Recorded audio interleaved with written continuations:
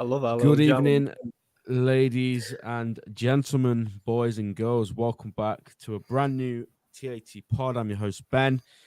Bit of a quiet day, so not much to discuss today. No, I'm joking. Obviously, there's a hell of a lot to get through today. There's probably going to be some different opinions with us, maybe in the chat, but we're going to do our best to get through it. But first of all, let's go around the panel and see how everyone's doing. Elliot, our resident Scouser, how are we, my friend?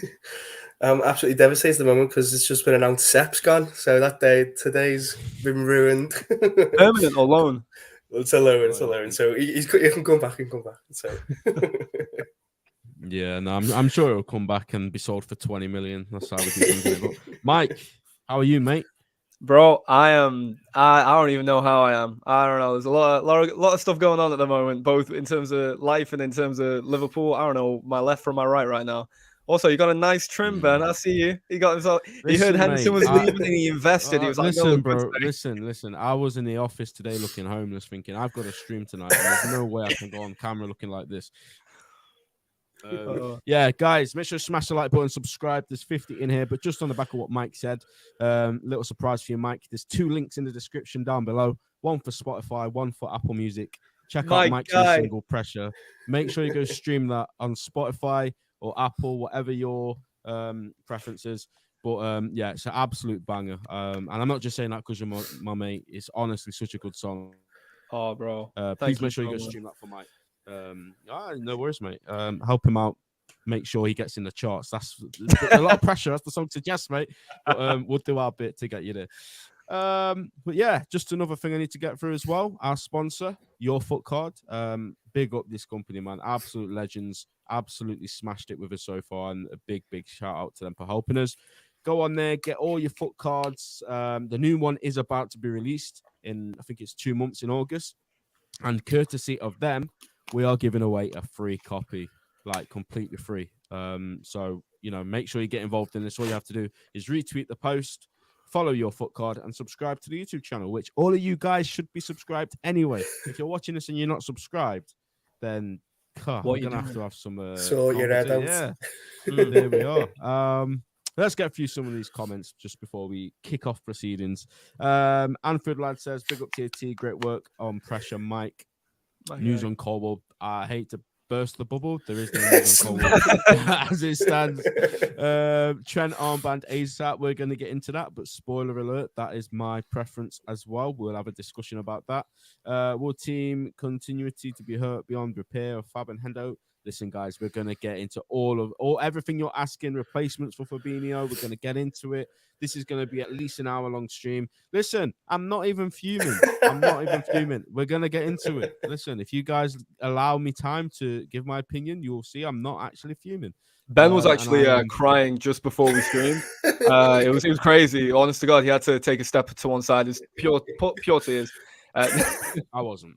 Listen, the day of football playing me cries the day, just actually it has happened before, but anyway, let's get on to it. Let's stop what's it called, stalling. So where did this all come from? Where did this start? Well, I actually believe David Kopp was the first to confirm it today. Shout out Dave at 9 a.m. But we're going to use Ornstein's tweet because I think he just went into a bit more detail. Let me just zoom into this, guy, so you can see. I'm sure you've all seen this tweet anyway, but this is how we like to do things on here. Jordan Henderson leaning towards accepting life-changing El Atifak offer. 33-year-old set to decide imminently. Would quadruple Liverpool wages. Gerrard drive in pursuit if Henderson approves. Clubs will immediately hold talks on deal, and we have since heard that Henderson has approved. So what happens next? The clubs are talking. We'll get onto that in a bit as well. And then a little bit later, Fabinho out of the blue, El Ittihad set to make a concrete bid to sign Fabinho from Liverpool for 40 million, expected to develop fast one way or another. So that basically means if he's staying, we'll know soon. If he's going, we'll know soon. Key issue for Liverpool was letting the 6 go without a replacement, but they're working on this. And Romeo Lavia among multiple options. So guys, first of all, I'm going to come to you, Elliot. Just your initial thoughts, mate, on that. Like, just briefly summarize it before we delve into it. But when you see this news, 2, absolute, and I don't care what anyone says, legends of this club potentially leaving on the same I mean, time frame. Yeah, how does that make you feel, mate? I was shocked not initially shocked at the bids, let's say for Henderson anyway, or the interest, because getting Liverpool's captain to the Saudi Arabian League is one hell of a move for the league.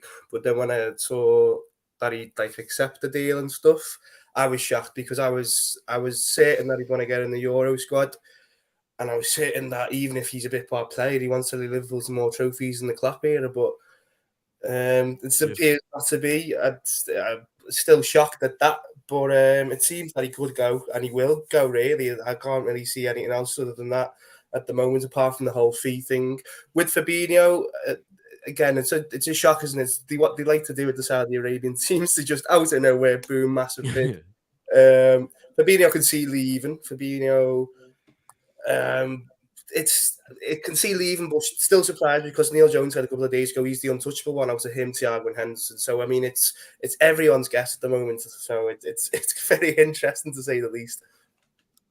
Absolutely. And Mike, mate, it's hard to put into words because it's one of those. Like I think we both touched on it. I think they're both legends at the club. I don't think anyone would argue that. I think the general consensus is, they're both probably not.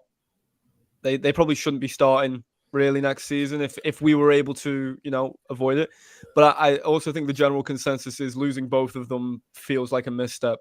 Everyone will have their preferences. Some people will prefer to keep Henderson for whether it's down to leadership reasons, tempo reasons, just training all around sort of thing. Others will prefer to keep Fabinho just in terms of quality, in terms of the six, helping embed the next sort of generation of, our defensive midfielders, be that, Bajcetic or, if we sign someone else. So there's reasons to keep both. There's reasons to sell both as well. If you sell Fabinho for the rumored price, which I'm sure we'll touch on, we'd make a profit, which I think is just incredible. I'm not really sure how much we signed Henderson for, but I think we signed him for 23 mil, 12. If I'm correct. Was it 23? I might be off. It's more than 12. It's more than 12. Yeah. But with that being said, if we sell Henderson for, let's say, 15 million, again, logistically, 33-year-old going for 15 mil off the wage bill as well. There's a lot of positives to that. What I haven't liked is the reaction from, certain fans. I think everyone can. Some people rightfully so. If you want a player gone from your club, I get that. And if you don't think a player should be at the club anymore as well, I get that as well. I think that's completely fine. That's completely justified. We've all had that with players. We've all had that with managers. What I don't think is justified is like the personal attacks. I think some people step the line. Maybe it's just for reaction. Maybe it's just emotion in the moment. But I think just I don't know. I feel like we need to understand that these are people. These are people that have gave us some of our favorite moments in our lives, and I think there's just a little bit of respect at times that maybe just goes awry. But it is what it is. Each to their own. But very shocking news. Still digesting. Yeah, no, I 100% agree with both of you. Before I give my piece, guys, there's 82 of you in here. There's 20 likes. Please make sure to smash in the like button. It will really help us out and, get this stream out to more people, which would be really good. So please make sure you're doing that. But yeah, I agree with both of you guys, to be fair. Look, if Henderson stays next season, I wanted him to be more phased into that. And I know this is a cliche. And yes, I know people will be quick to say, oh, but he's not the Milner role because Milner's better at it. Okay, fine. But we're just giving it that sort of title. Okay. So I want Henderson to phase out with the team, but still be around.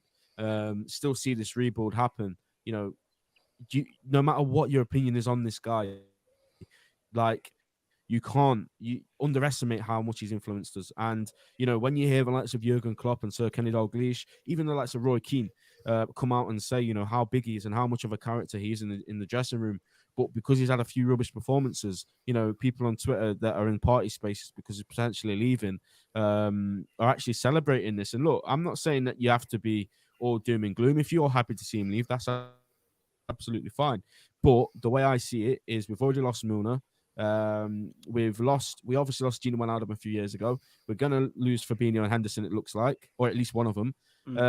So, where's the proof that what we have left is going to be able to go and compete for those big trophies? There's no proof there. And I don't think it may have happened once or twice, but no team really goes and lets go of their captain and vice captain without doing something massive, which is why I'm sort of willing to accept this if something big comes in. Now, if that big is Romeo Lavia, I'm absolutely disgusted by that. If you're letting go of these two players and that's all we do, then no, sorry, that's not good enough for me. If you're letting go of these two players, you go and sign Caicedo, you go and sign Ashua, you go and bring one of those guys in next week. You don't let these guys walk out of those doors for the final time, and we bring in a 19-year-old who's played 20 games in the Premier League. Not happening. I I don't know think if you guys so. agree on that. I was Elliot, do you want to say I could go on a bit of a rant here? I don't want to overshadow it. What do you think? I don't know what your rant's about, but I mean, going just on your point about losing the vice captain and captain, but I do agree. But then I think the counter argument is where were they last season in terms of that Liverpool was shocking last season. But then I get that, Elliot, but people have said that to me for ages. But we're looking at, so the captain is one player, right? And they're telling me we've got Alisson, we've got Van Dijk, we've got Salah. All of those guys are on pitch for 90% of the time. So that there's at least six guys that people give to me when they talk about leaders. So where were they then as well? Like, I'm not saying that's my point. That is my point. Yeah. Is where were all of them basically? So, but it's both points. Like you say, losing the captains, I do agree that can't be a good thing. But then people's counter argument is there's about 4 or 5 captains on the pitch. But where were they last season? Everyone's got to step up anyway. Everyone's going to step up anyway. So if you lose Henderson as well as Milner, you can say this. Oh, it's not great, which I agree. But then I also do agree with the fact that it wasn't great last season, so it can't get any worse, more or less. So, I agree with that. Yeah. Right. So I'm just to pick up really quickly on the point someone's made in the chat before I go into what I say. Someone said City won the Champions League without a leader. What are you talking about? So just to be clear on how they work in terms of a hierarchy system, that's an incorrect statement. I understand where you're coming from in terms of they didn't have a specific captain, but they have a very different hierarchy system that I'm not going to bother going into right now. But I understand why, because I've not the first time I've seen someone say that. In terms of the Henderson Fabinho thing, I think in a hypothetical situation, because we're running on hypotheticals right now, because there's a chance that this could go where neither of them leave, to be quite honest, where they don't pay up the money we want for Henderson and Fabinho chooses to stay. We don't know.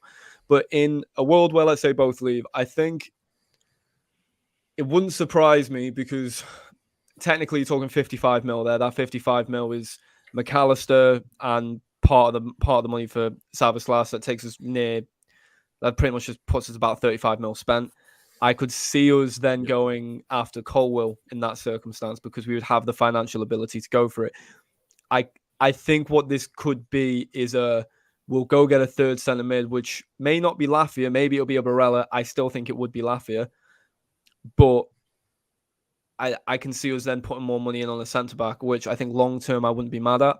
And I understand there's a fear among there's two sides, isn't there? There's a fear among the fan base in terms of this is too big a turnover, which I agree with. You're losing Ox, Naby, Hendo, Milner, Firmino, Fabinho. 6 players that were very crucial and in different stages, and then also just in terms of filling the squad out. And you're replacing them with a lot of youth. But in terms of that youth, you have 2 players that have very good injury track records, touch wood, in McAllister and Sabaslight. I know, Ben, I can't believe I say it almost every episode. Which, in terms of quality, I don't think we can even argue that. They'd probably slide in your starting 11. But in terms of the leadership side of things as well, McAllister is a leader. We've shown that at the World Cup. Sabaslight's been a leader for Leipzig. I think Trent stepped up at the final stages in terms of leadership of last season. So I think there is leadership in the squad, and the leadership hierarchy's already changed because we've moved Salah into that. We've already moved Salah into that. We've moved Trent into that, I believe, as well. So I think there are players that can step up, and I actually think it might be beneficial to have fresh voices in the dressing room. I think it's you see it with managers and you see it with captains. Players can grow tired of hearing the same voices and they can switch out. Refresh, turn off. Change can be good. So exactly. So there's positives in that. If we lose both and got Lafia, although I would not go on social media for a couple of weeks because I know there would be a meltdown, I wouldn't be concerned. Concerned is the wrong word. I would still be concerned, but I wouldn't panic. I wouldn't melt down. I really wouldn't. I still think there's a lot there. I think this is the season too. I said before, it seems to Ben. If you've got the rare opportunity now to sell 2 players who are injured and probably you can say declining as nicely as it can go, as harsh as it come across. declined all last season. They were poor. You've got an opportunity to make a profit on Fabinho. You've got an opportunity to get some money for Henderson. You've got a Europa League season. Do the whole thing properly now. Bed them in, go, and so they're all ready for the Champions League run in 24-25, and let them go in the Europa League at the same time. I think it's a rare opportunity where any club will have ever got. Go and do it properly. You've got a chance. Go and do the rebuild properly. I agree. Sorry, go on. Sorry, I was just going to say, I get what you're both saying, and I completely agree. But even for Europa League, I still think, right, if we let Henderson and Fabinho leave, you have to get somebody in that's, okay, I know we're trying to go with a younger model now, and that's brilliant. I love that. But we've got to get somebody in that is ready-made, that is, potentially captain material. Like we can't just keep getting kids. We've already got Stefan, who's a project player, and I think he's going to go to the top. You don't have to watch many pods to know my opinions on him. He's an absolute fantastic player, and I love the kid. Curtis Jones, Harvey Elliott, I rate them highly. Still got a long way to go. Then if we add Lavia, another one, and then so if the other one's like a Manu Kone or somebody like that, and Lavia, in my opinion, it's a recipe for disaster. And I know it's going to be a long-term thing, and great, these are players for the future. But in terms of bouncing back, which we all wanted to do from an absolutely shocking season, I don't see us putting up a run for the league, or I think we could win the Europa League. But in terms of just bouncing back, getting another chance at winning the league under Klopp, because we're only going to have 2 more of those, by the way.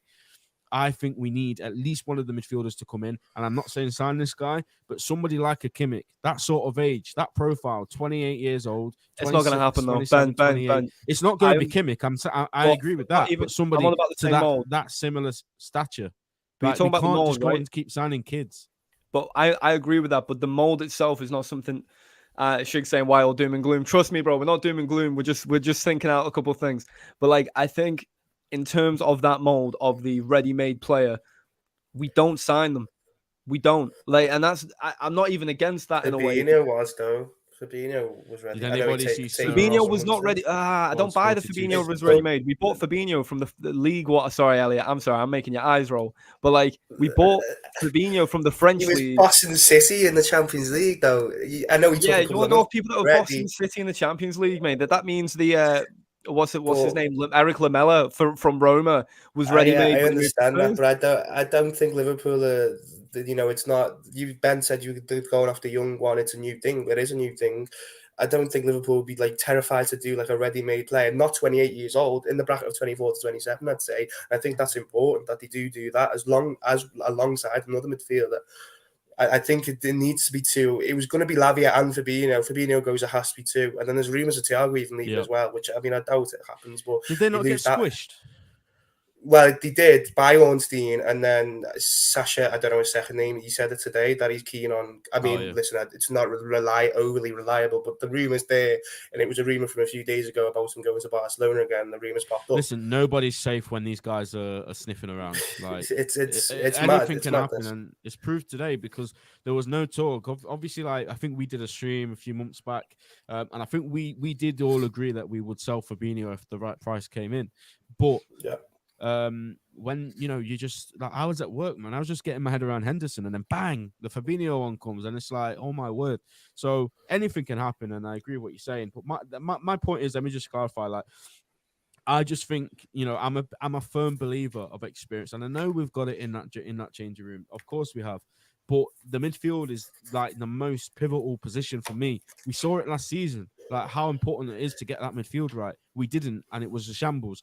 The moment we signed Fabinho, the moment, Henderson and Gini Wijnaldum have a world-class DM behind them, we win the league, we win the Champions League. So I love Lavia. I think he's a brilliant player. I think I would be absolutely buzzing if he signed. But let me just say again before we move on, if Fabinho is to leave, we go and get a Caicedo. We go and get a Tchouaméni. We go and get somebody of that ilk because we have to make a statement to bounce back from that. Yeah, I do absolutely agree with that, but it has to be 2. It can't be 1. And I think I've said that all window. It has to be 2, but I'm sure we'll see. Yeah, we'll see. I like saying things just to be devil's advocate, but I think it can be 1. I think if it's a good enough 1, I don't know. Let's talk about Henderson for a bit, guys, because all the guys, all the journalists, the main ones, reported this morning that should the clubs agree personal terms, which they have now, that's been confirmed by everyone. Klopp and Henderson had a meeting this morning. We've given him the green light to talk to the club. But apparently there seems to be some sort of stumbling block on the fee. So what sort of fee do you actually see the club accepting? Because apparently they're even trying to get him for free. Now, there's absolutely no chance on God's green earth we allow Jordan Henderson to go for free. But Elliot, what do you think is the lowest that one Liverpool would probably accept for? And would you personally be okay to say, okay, you know what? Yeah, let him go for that. I saw the 10 million thing, but it's the Saudi league. They got they're splashing it all over the place. Liverpool going to take advantage of that, and they're going to take advantage of it with Fabinho. You may as well do it with Henderson, but then not that it would be a worry that Henderson stays, but the worry would be that they'll walk away from the deal if Liverpool kind of demand 20 million. So, as some of the comments, and then Henderson looked like an absolute fruitcake. By the way, if Henderson stays at the club after all of this. Yeah, after agreeing to leave, it'll be really quite odd and strange. I think the whole process has been odd or strange anyway, to be honest. It leaves a bit of a distaste in the mouth how it's going, how the process is going. But just on the fee, 10 to 15 million, I'd say more 15 million, because 2 years left on his deal. You're not getting him for free. Don't be stupid. It's got to be that. 33 years old, you can't demand probably more than 20, 15, I'd say, yeah. Yeah, in agreement. I think, you're talking 13 to 15 mil. I can imagine we'll accept that. And I think that's a good deal. As you say, he's 33, he'll be 35 at the end of his contract there. I love everything Henderson's given to the club. And, I think anyone that has watched Liverpool loves what Henderson's given to the club. But I don't think he can do the Milner role, as I've seen people suggest. I understand why that concept comes, but I don't think he's aging as a footballer in the same way. I think Milner is such a rare breed of a footballer where his qualities were still clear. Even last season, his qualities were still clear. His game management ability at times was fantastic. I mean, we all knew he'd come on, put a tackle in, and hold it in the corner. Even if we were 5-0 up, he'd be holding it in the corner. So if we sell him for 14 mil, I'm not upset by it. I'm upset I'm upset he goes, because I think he's been a fantastic captain. But yeah, 14 mil. What about you? Yeah, for Henderson, look, as long as the players that are coming in are good ones, I don't mind what they decide to sell him for, because it shouldn't really matter realistically for a club at the size of our club. A few million on the back of Jordan Henderson shouldn't make that much of a difference as to who we then bring in. But we all obviously know it probably will. So we do need to hope we get as much as we can. I'd say 15 for him, and I'd try and get 45 for Fabinho. That's what I'd do. And then I'd take that, 60 million. I'd try and go for Caicedo. I'd try and go for Tchouaméni. Those are my top two targets. And then Lavia as well. I think he fits just short of that bracket. But then again, I was looking at Lavia's stats, and he's up there with Caicedo for literally everything. And he's better technically. So a lot of people are downplaying Lavia. I think it's because of the price, to be honest. And I think that has been squashed. I think James Pearce, and look, take what he says with a pinch of salt or whatever. Sorry, Elliot. I know you probably like him. But yeah, he what, do you know what? He's. I thought it was the Echo, but he's not anymore, is he? No. It has been Echo for years. No, you write for the Echo, don't you?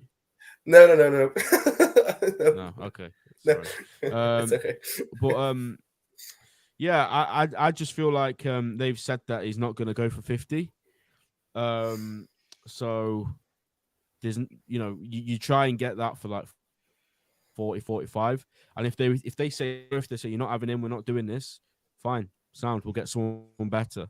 But yeah, I think. Look, I don't know what else there is to say. I think I want to address the whole space thing that somebody mentioned earlier. I think that was an embarrassment, to be honest. The title of the space. Now, I'm not saying everybody in that space, because I know some people in that space, and I know that they're sound and they wouldn't get involved in that silly behavior.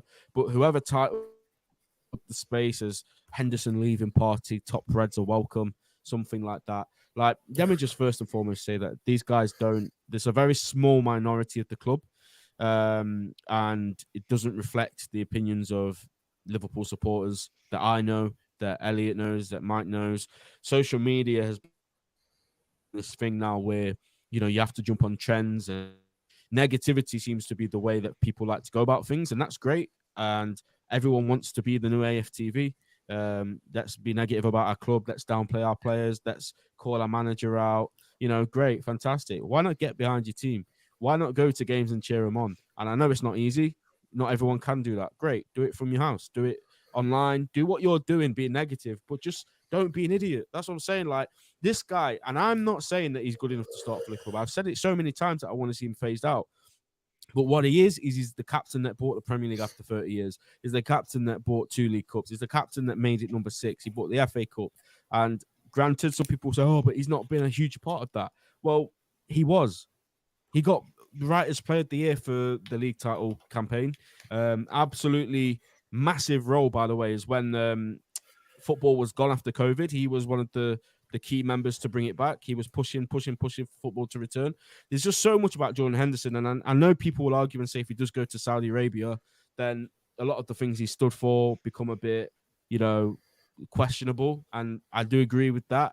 But as far as leading this club and being the captain of Liverpool goes for, when Stevie G left, I can't fault the guy. I don't know if any of you two can, but I can't. I can't think of an instance where I thought, oh, you know what? We should take that armband off him and give it to somebody else. It's never come across my mind once. And even Klopp, just before you go, Mike, even Klopp says, and he still says this, when he walked into the changing room for the first time, he had the opportunity to change the captaincy, but he didn't see a reason to.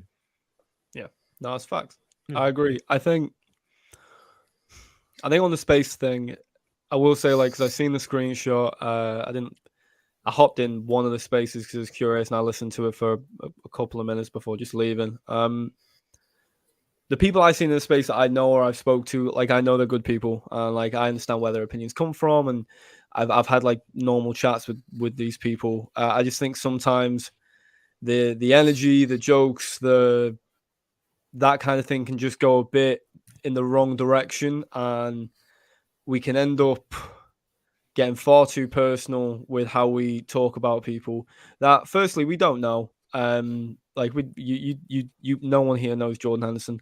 We see him on the TV and he plays for our club. And all I know about him is the stuff that he's done for the NHS, the way he's performed for Liverpool, the way he presents himself to the media, and the way what people say about him.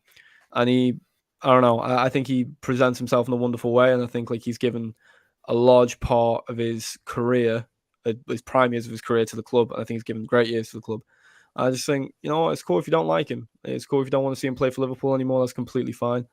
I just think, I don't know, man. It's one of the reasons I don't like social media in a lot of ways. Like, I think some of the stuff I heard in the space was quite disgusting. And as I say, if that's how you feel, it's fine. But I've seen people like fighting with each other, yelling at each other, abusing each other over all because about you like the captain.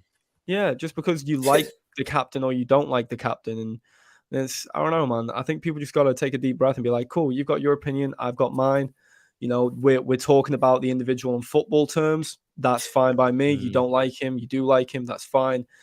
But getting personal and saying some of the things that I've seen said, I think it's really disrespectful and it's not okay. At the end of the day, like, I've got nothing but respect for what Jordan Henson's done for the club. As I say, the captain of the captains during COVID, and the way he's presented himself and, you know, led the team at times, I think has been brilliant.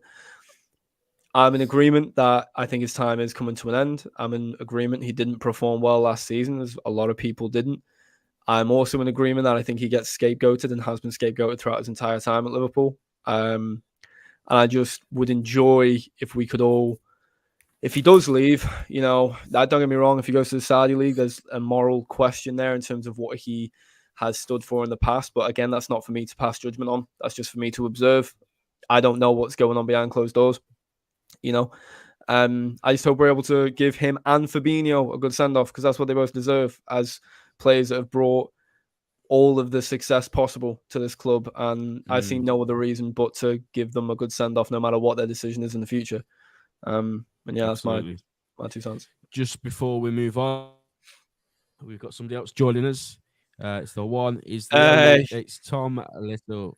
How are you, mate? You good? I'm good, lad. I'm good. How's everyone doing? What's going on? I got the tank Yeah, top all on, right, lads. mate. Yeah, Go not too ahead. Miami Heat. Get Big the up for Miami guns Heat. out, lad. That's fucking Tom, roasting. let's just So hot. get your thoughts, mate. You've just joined us. Just when you see this news this morning about Henderson, and then an hour or so later, Fabinho comes out of nowhere. Mhm. Where you at, mate? It's sad because the nostalgic part and the emotional part of me sits there and goes, these are some players who've been here in the big moments for us, who've won us so many big things over the years. It's going to be sad to see them go. But I also put my business hat on and go, it makes sense. It does make sense that we're probably never going to see this type of money again for Fabinho. We're definitely never going to see it again for Henderson. I'll say it like that. If we can get 50, 55 million for them, that's smart business. And then if we can reinvest that, I mean, what I would do personally, no one probably agrees with, I'd be going out and buying 3. I'd be going out and buying Lavia, Thuram and Kone in one window. Because I know Kone's got a bit of an injury problem, but that should be sorted by mid-August. So beyond that point, he should be available. At that point, I've nailed my midfield for the next 5 years. I don't need to touch it again. I can go focus on my defence and my attack for the next couple of years at that point, because we know this club tries its best at times to sell itself short in the market in areas. So it'd be sad to see them go. I disagree with the amount of abuse, certainly, that Henderson and last season Fabinho got. You're perfectly within your right to criticise a player. I've criticised both of them plenty of times, especially last season, but abuse is a level too far. I do think it's the right time for Henderson to go. I don't think that he has a future at this club that he believes is the level that he can play at. That's the thing.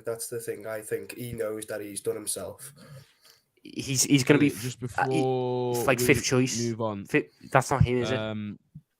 Tom, there's a tweet from an account just before we move on. I'll come back to you straight away, Tom. I've just seen this. Yeah, Fabinho, isn't it? Yeah, I don't know who it is.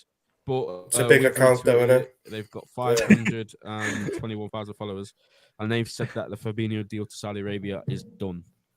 Jeez. Bit of breaking news on a podcast. That's like, guys, brought to you here first. We don't get this anywhere else. TAT, that's an exclusive. To be fair, right? I did put in the GC earlier. The admin GC, like, if we get a here we go, on air, that would. Mad. I mean, this ain't quite a here we go, Tom, but the Saudis seem adamant that it's a deal done. So what's the next step, mate, if that's true? You go out and you reinvest that money straight away into Romeo Lavia. That is your Fabinho replacement right then and there. You're going to sit... I can hear the arguments about experience and this, that and the other, but I find that argument falls flat when people tell me, no, I don't want Romeo Lavia. I want Moises Caicedo. Moises Caicedo's actually only played 15 more Prem games than Lavia has. Fight this corner with me. Yeah. Fight this corner with me, Tom. I agree with this. The experience difference isn't all that much unless you want to count. So are you saying Del it's Valle. Lavia or Caicedo? Because I said I'm saying I'm not even doing an or. I'm just saying go get Lavia. I don't want to get drawn into a bidding war with Chelsea for the player that. No, but what I'm saying is because we all know we need 2, right? So if you go and get a Lavia, the second one, whether it's Caicedo or whoever, are you saying they can be young as well? Because I made a point where if we go and get Lavia, the other one that I want to bring in does have to be more experienced and more. I'm quite happy to go young because okay, I think it depends on how you see the long-term future of this football club. I don't think next season we'll win the league. That's my thing. I think Man City. I know. I want to be wrong, but I think Man City are just going to have that edge next season. I think the year after is where the door opens up. So for me, I'm sitting there going, next season in the Europa League, this is a chance to, if you want to get players for the long-term future, you get them in now, you give them all the time to play in Europe, they get experience they wouldn't have got normally, and then all of a sudden you're going into that season where you can win the league with a set of 6 midfielders who are ready-made. Yeah, there you go. You don't know, bro. You just came in and then one batted me up on the Lafayette point and then just gone and said the exact same thing Elliot said. This is great. This is amazing. To me, makes sense. It's a rare chance. You've got one of the rarest chances to do something. The only thing with Caicedo that I always go, no, the reason I don't want him, he looks, and the way he talks, man, it just tells me he's trying to use a club as a stepping stone. Like he's the kind of guy, he'd join us and then 2 years later, cry, go to Madrid. I'm not splashing 100 million on him either. Yeah, and Lavia's you the know what I better. mean? Get going with that. Especially because if you look at like in the stat, I'm a stats man. If you look deep into the stat, Romeo Lavia's a better tackler than Ben I was was Caicedo. saying saying, this. yeah, Like yeah. he wins more. We He said wins that, yeah. more. He has a better dual win rate. So You for know, me, I look at it and I go, you can box off that midfield in one. I understand the experience point to an nth degree, and it does make sense. But then I look at it and go, in 3 years' time, when we are due a rebuild, I don't. This is not a rebuild right now for me. This is a retool. 3 years' time is a rebuild when you lose a number of key players like Salah, Van Dijk, Yeah. Roberts, etc. I don't want to have my midfield or also kind of needing one then, because the DM I bought 3 years ago is now 30, 31, and I'm going to need to go into the market and buy another one. For me, like I said, Kone, Thuram, Lavia, that sets it up for me. You've got 2 in every position, 3 in some. And Thiago's going to go next summer anyway. I'm pretty sure. I don't think we're going to give him a new deal. So No. this also negates the need to buy next summer for a midfielder with Thiago. And worry about, are we going to buy ready-made to replace him? No, I've got the experience there already. But the Thuram deal doesn't look likely, though, does it? Because when everything I've read about Thuram suggests that not only are they asking for extortionate prices, but the player himself, his contract is extortionate. So I don't see us as a club bending a knee to a contract like that, because we've not done that in the past when it comes to signings. I agree, but I also think that was because, certainly the club side, I don't know about the player side, but the club side, they were trying everything they could to get a bit more going. They were trying everything. They were making up so much stuff to get a bit more going. And if it gets to August and they've got nothing, I think they might go, look, we just need the money. We just need to get him gone for that 35, because it's better than nothing at this point. Yeah, I think it's a different kettle, because we've got the nepotism. Your son's now their director of football. They can just you can pull rank as a dad. You're not coming in for Christmas if you don't slide me, Coney. To be honest, man, listen, dream world. Mike, just before you go, I just want everyone to smash the like button. That's what I wanted to say. Mike, carry on. No, that's facts. Before I even talk, everyone got 2 seconds. Like it right now. All right. If you didn't like it, then you're dead to me. All right. So I think that we should basically be looking at signing 2 centre-mids, definitely. But I do think 3 is too much. Like, you sign a defensive midfielder, you sign another 8. I'm all for that. I understand the opinion that one of them should be a bit more experienced. I don't see experience in terms of the age, or in terms of their like, I say quality. Quality is the wrong thing. Maybe in terms of their aura, but more so if we can go buy a solid 20 mil, backup squad player midfielder that will just perform the Milner role. You know what I mean? That's not going to be near the 11 except for Europa League. I'm fine with that, but like, we need to make sure we go sign a Lafia, a Florentino, or a Manuel Kone. I think that's a certain. It is interesting, Mike, because the other day I think it was on Born and Red's podcast. Shout out to Born and Red. I think it was Fabrizio. He name drops Florentino, and this was before all of this Fabinho stuff came out. He said that he is a player that Liverpool have been scouting. There isn't anything there yet in terms of a bid or talks, but he's a player that we've looked at. He's a player that we like. So we are. I don't think anything of that. We know that. What makes you think I look at them and they've made too much money off of Enzo, especially. Like they know that if they play hardball, someone will come in and pay. And I think he's got a 100. He's got a 105 million release clause. Same thing, pretty much as Enzo. Release clauses. You know what though? Release clauses are very weird these days. I always feel like back in the day when you don't trigger that, but now we saw it with Enzo and Chelsea. Like there was so much negotiating there, and it's like, yeah. There's a release clause, but I still think that if we offered the right price, then we could get him. But I know what you're saying. But my point was that even if it's not Florentino, even if it's not Lavia, they're definitely looking at DMs, which is at least an encouraging sign.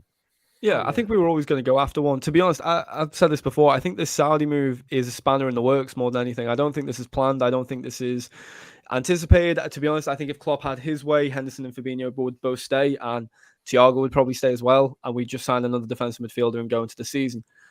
I think with this happening now, there's probably not panic, but there's definitely a reassessment of our transfer plans happening as we speak. Because Fabinho going for 40 is money that we didn't know we'd have. It's also a space on the team we didn't know we would have. Henderson leaving is 1,000,001 different things behind the scenes that are going to cause an issue in terms of leadership, worry around that sort of stuff, and also just a position within the squad. So Tom's instantly sort of leant forward with his mic. So go on, man. What you got? It's just this leadership thing. It's going to be the big thing, isn't it? About are we going to deal with the leadership? I look at it and go, for me, a player stepping up to that captaincy can bring the best out of them. I agree.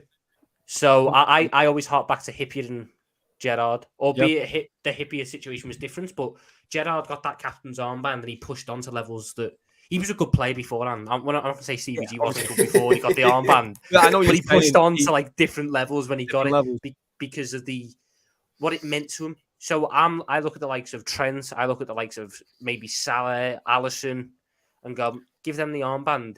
It could really push them on, but it's also a good thing for the dressing room. Henderson and Milner have been the voice of that dressing room for 8 years now. Fresh voice. Sometimes, and it's the same core that is still here, pretty much.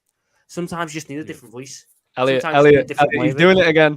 He's doing it again. I know, I literally said it before. We were saying this Have you been listening to this, Tom? He was listening to the pod. He thought he'd come in here with all these new ideas.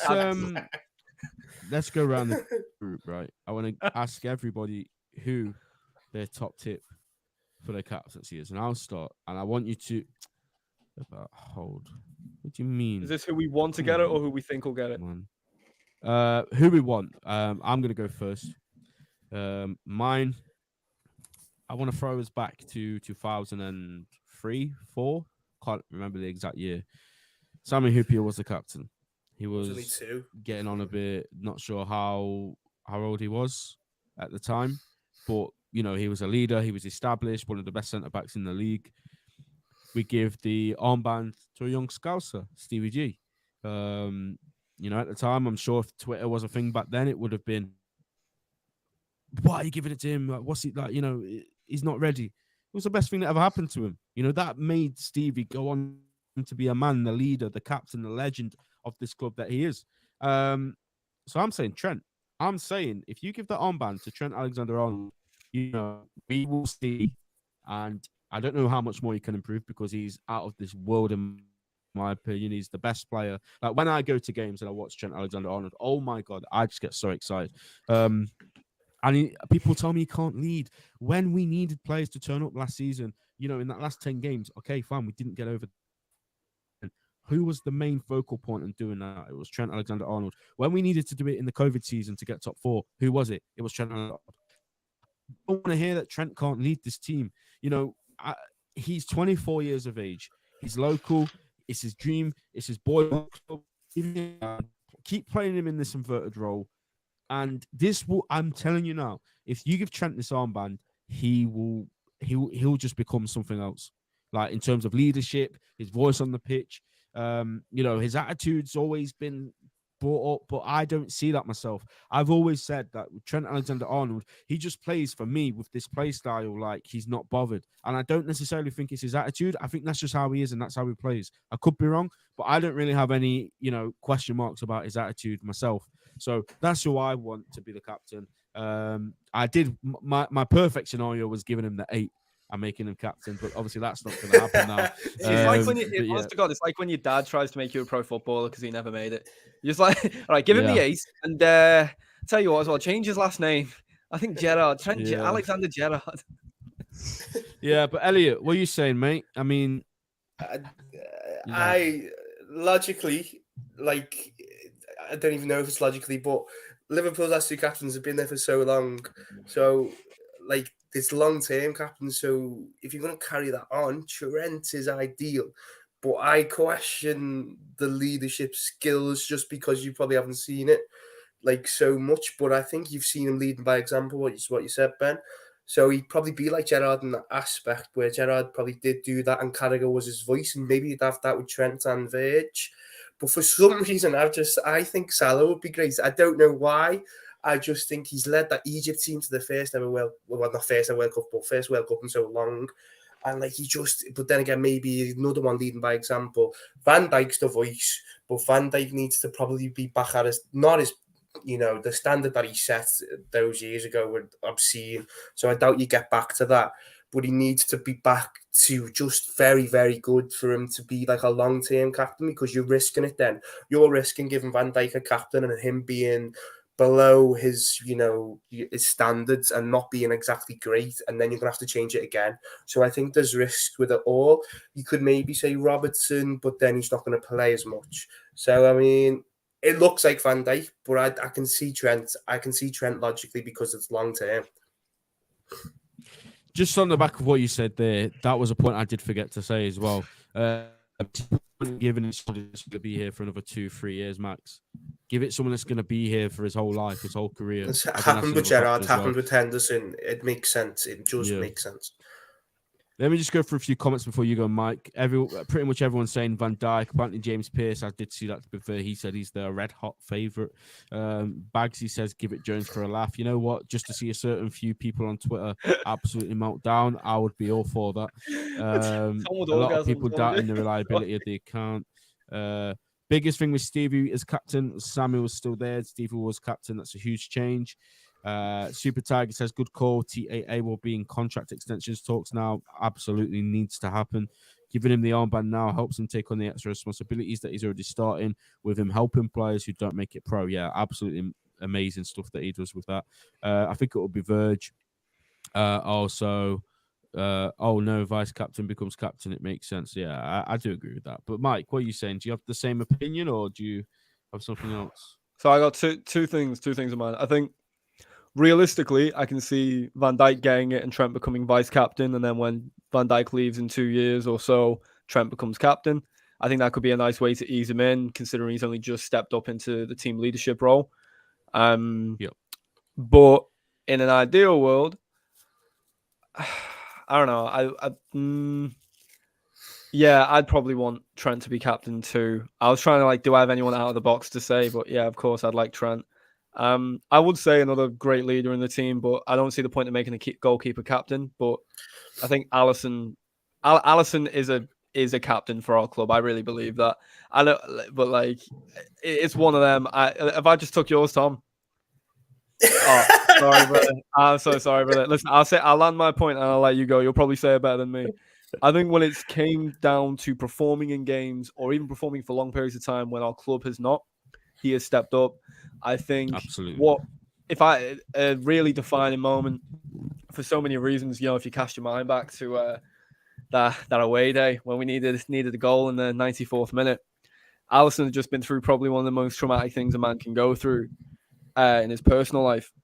And he came back 2 weeks later, performed phenomenally to the end of the season and scored that goal. Now, obviously, you can talk about a highlight moment for that, but I think Alisson, when it comes to leadership, he's about as irreplaceable as they can get. He's probably, for me, Alisson's up there with your Van Dijk, your Henderson in terms of the leadership. So if not Trent, I'd give it Alisson. I'm just giving it Alisson straight up. I love the idea of Alisson being the keeper who's the captain. I'm happy to give Trent vice. For me, it was between because personally, I don't think Van Dijk deals with captaincy very well. I think it's one of them ones where his performance actually takes a hit sometimes, especially for the national team. So I was looking at either Salah or Alisson, and the uncertainty around Salah's future for me is what's holding me off. I think he's a high up leader, but if he's not going to be here beyond 2025, I'm not doing it. For me, Alisson's contracted till 2027, I think it is. Yeah. 2026, 2027. He was going to be in the pomp of his career for the next couple of years because he's a goalie. And like you said, the man has just been the epitome of consistency. In the good, in the bad, he's always there. And last season was a real chance to show his leadership, and he showed it with the performances. He can lead by example, but he's also shown that, at least defensively, because he's not going to shout with the midfielders and that, but he's been able to lead an experienced backline and an inexperienced backline to targets that have needed to be hit. He managed to lead Van Dijk, Gomez, Matip, Lovren, all them lot to Premier League and Champions League.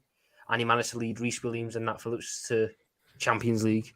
I don't know. Reece Williams kind of carried. I'm not gonna lie. Oh yeah, I loved every week with Reece Williams having a bingo for what Premier League striker is going to outpace him this week. Hey, I will tell you right now, and I will stand on this. Right, Reece Williams and Nat Phillips physically by the end of their 20 games. Oh look, Ben's already don't you dare go on this tangent. I'm sorry. I'm saying it quickly.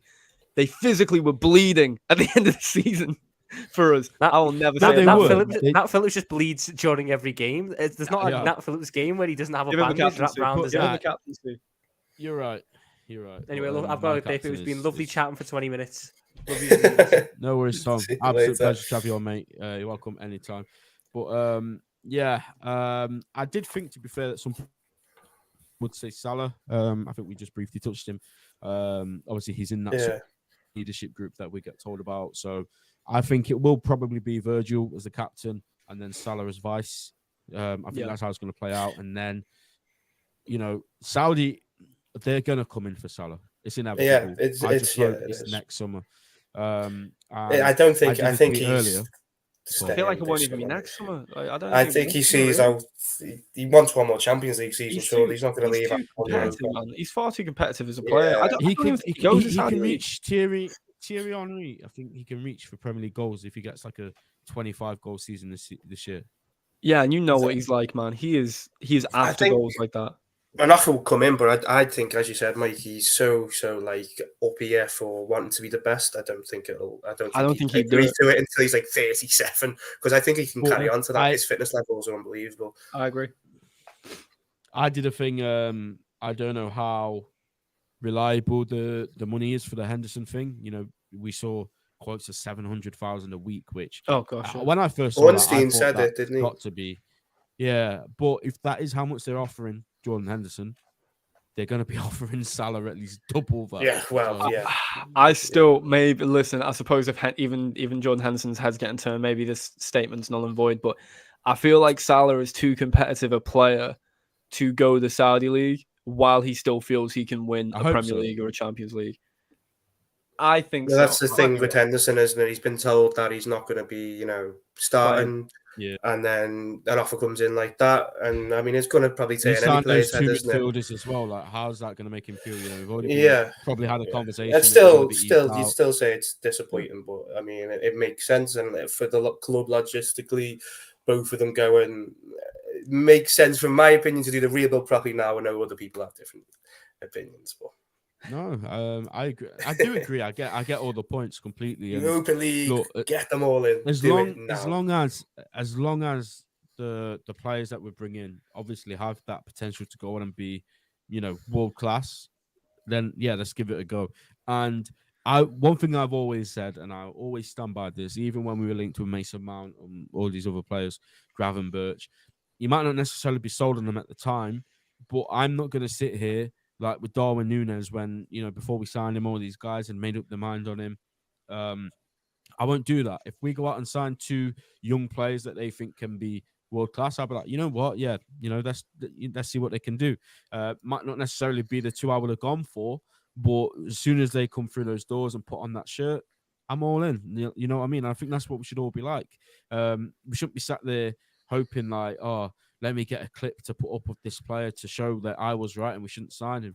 We should be thinking, okay, maybe not what I would have done myself, but let's see and let's hope that they can prove me wrong. And we do need to discuss this actually, just on another talking point. Darwin Núñez, by the way, this has gone completely under the radar today. Probably not the best day for Liverpool to announce it, to be honest. Not at all. They tried to PR it. Yeah, he's got the number 9. How do we feel about that? It looks great, doesn't it? But let's just hope he starts, because number 9 on the bench isn't, splendid. I think the number 9 is an earned shirt. I'm really old fashioned, man. I seen him get the 9, man, and I do understand that, yeah. Bro, I think it looks good on him. It looks good. But I will not lie. I seen that and I was like, hey, listen, I don't care about your sitters you missed last season. You look good. You look good with the 9 at the back. And also look so good with like those 7, 8, 9, 10, 11. All the numbers are filled out really well. But if he doesn't score 20 goals next season, bro, I'm going to start that Andy Carroll comparison is going to look awful. I want him starting just because I want him seeing pre-season. Let's go smashing and goals in every game. Where does he start, Elliot? Elliot, where does he start? I don't know. Just put him in. I love him. He's just great fun. So I don't care. Doesn't start because Gakpo starts.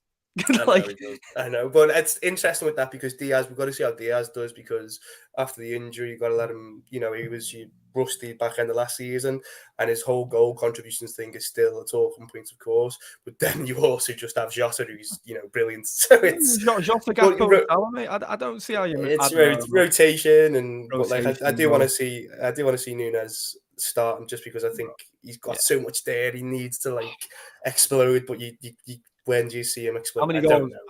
Prem goals next season. How many goals does Núñez get? with that number 9 shirt, the super number 9 powers that he gets. I'm not going overboard because I don't want to let me. I'd say what if he starts? Not if Yeah, he that's starts, just what we think. Because listen, he's not going to start every game. I think he No, probably he isn't. starts out of 38 Prem games. If he's fully fit, I'd say he probably I think he starts gets 20 20 in all maybe. comps. I 20 think he in gets all 20 comps. goals in all comps. Don't forget, he's good. He's good at creating as well. So it'd be like a nice goal assist record. How I'd say many goals did he get in all competitions last season? 14? 15. something like 15. Yeah. Is But 20 good enough? Gakpo's now going to start every game. We know that. Yeah. So, how much time? Let's just hope they all get about 15 goals in the league. That'll be sound. Yeah, if he plays like, what's the average for a player? Is it like 2,000 minutes? Yeah. So that's a decent amount of minutes, isn't it? So if he does that and gets 20 goals, that's like a goal every 100 minutes. Well, it is a goal. He should be running riot in that that Europa League as well. So yeah, that's a good he return. should be. Look, I know everyone's going to crap themselves over. Is he going to play? Is he not going to play? I love it. This is what we want. This is what we need. Like, who's going to play today? Is it going to be Jota? Is it going to be Nunes? Is it going to be Gakpo? Who's going to be on the left? Is it going to be Diaz? What you need. It's good. This is exactly what we need. So, It's good headaches. As far as the attack's concerned, we are absolutely set. That is the last thing we need to focus on and worry about. It's just a bit in between, isn't it? And something we've not even mentioned, which I think we'll close on, centre back. There's been a few whispers over Levi Colwill. A few people stalked his mum on Twitter, which is incredibly strange. But they did what? Listen, Is it get the picture? Is it the picture with the Liverpool kid when he's a kid? Is that what you're on about? His mum's tweeted about Liverpool loads, and these tweets have resurfaced. So people have been like replying to his mum, DMing his mum. Why? DMing his mum? Yeah, DMs are open. I've seen it. People have been doing that. But guys, let me just say something. That's probably not the way to make a football player sign to our club by absolutely harassing the whole family. Don't harass them all. Really? Yeah, not really. But Mike, on the back of that, it does seem like he's a big red. I did my own digging. There was a Gerrard post from when we won the Champions League. He commented on. I didn't DM his mum. But he commented underneath it with like a love heart or something. CBG's post. He seems like he's a Liverpool fan, mate. But the question remains: the price. 80 million. Chelsea going to sell to us? I think, bro. Yeah. I'm telling you now. I think one thing that was probably an issue for us was the financing. It doesn't surprise me, and I kind of alluded to this. I don't know whether it was live or before we started, but no, it was before. Yeah, 40 mil for him comes in. 15 comes from Henderson. I think we still sign Lafia, and I think we at least try and sign Colwill, because I think we'll have the financial package there where we can, if he tries to move, where we can go, all right, 65 mil, test your reserve. Because I think 65 would be enough to get him. I do think we're overspending to get him for 65, but I also think long term you have your Van Dijk replacement. I think you got your Van Dijk replacement. I think he's 20 years of age, not injury prone, touch wood. Scans brilliant. He can hold a high line, great on the ball, great distribution. I thought he's phenomenal. The under 20s, 21 World Cup. Get him in now, because the thing is, a big thing about Lafayette as well, people go, he's only played so many games. I watched everyone lose their minds over price tags where we didn't get a player one summer and then he's gone and played another great 38 games and the price is doubled. Why didn't you get him the year before? So why don't we just, cut that middle season out, go sign him now, have people go, oh, I'm not sure, and then bed him in. But yeah, listen, Colwill would be great. I'd love it. Is it likely? I don't know. I'd love it, but I don't know. I don't think it's likely, to be honest myself. I think Chelsea, Pochettino is... he wants them, which is fair enough because he looks like he's going to be some fantastic defender. So, but I do think Liverpool, before this whole shenanigans of today, Liverpool wanted the defensive midfielder and he wanted the centre back. Just because two are leaving doesn't mean that should change. So even if they go and sign another two because these two have left, and the other two should still join. So a centre half, I don't think that should still be like one of the priorities. I don't think that changes myself. I think they go and get one. Yeah. All right. I agree. But guys, we're going to wrap up there. If Henderson and Fabinho, if there's more news and they do leave, we probably will do a stream again at some stage. We're going to do a preview stream for pre-season. I'm actually going to Germany next week. I'm going there for 5 days. I'm going to be at the game. So if you guys want to cheeky plug to myself, follow me on Twitter on my own personal account. I'm going to be posting loads of photos up of the players, of the the ground where we're playing, all that kind of stuff. I probably put a bit on TAT as well, to be fair.